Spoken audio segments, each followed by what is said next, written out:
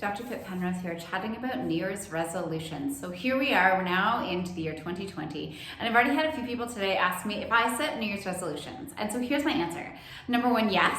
But I'm also often every month reevaluating where my focus needs to be, what I need to work on, or sometimes you kind of hit a roadblock or have a frustration and that then changes my focus. So as much as I'm having New Year's resolutions, I'm always recalibrating. Very rarely have I coasted through a year and not had a conscious change of course or a conscious resolution that I've set at some point. So yes, New Year's resolutions, but also as things come up. One of the reasons I like New Year's resolutions or even monthly resolutions is because it's a chance to look back and celebrate. So I really like looking back over the year and going, well, what have we accomplished? Where are we now that we didn't imagine? Or where am I that I did? And what kind of work did I put in to get here?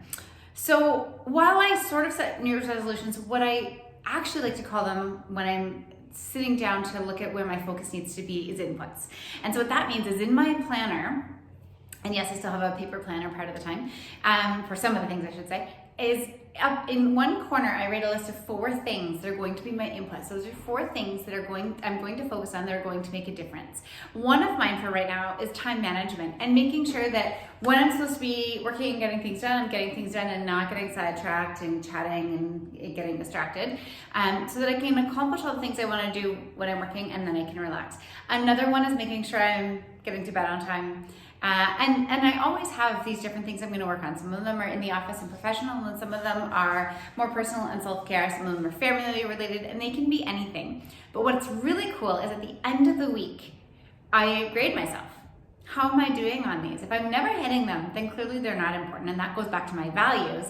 We always accomplish the things that are of value to us. So if I've set a resolution or I've set an input that isn't of value to me, then I'm never gonna hit it. So then I need to kind of dial back and go, well, why did I think that's important? Is it actually important? And how do I link that to my values? So how do I make that meaningful for the things that matter most to me? And that's a whole other topic for another day. But linking it to my values will help me get it done, or deciding, actually, I thought that was a good idea, but that was somebody else's idea, not necessarily mine. So it gives me a chance to evaluate if I'm on the right track and if I'm actually doing those things, and I get to see my progress in them. So again, I write down anywhere from 3 to 5 things. I tend to usually go for 4 because that's what I can keep in my head. And at the end of the week, I rate myself. Did I get 2 out of the 4? Did I get 3 out of 4? I can give myself a half point on something, whatever works. But every month I try to set those inputs, and they can be the same ones continuing, but I at least consciously consider whether that's still the most important thing for me to be focusing on.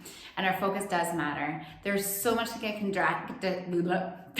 distract us in this world. There are so many things we can focus on that has no impact on how we live our life and doesn't raise the standard of our energy and what we can offer the world. So I really work very hard to set things to focus my energy on so that I can make an impact and make a difference in not only my life and my family's life, but in your life as well. So there you go. My New Year's resolutions are kind of monthly and as I go along, and I call them inputs so that I can grade myself on them and see if I'm actually accomplishing those things along the way. I hope that's helpful for you, and leave me a message or put it in the comments if this is any way helpful for you and what you've chosen to do. See you soon.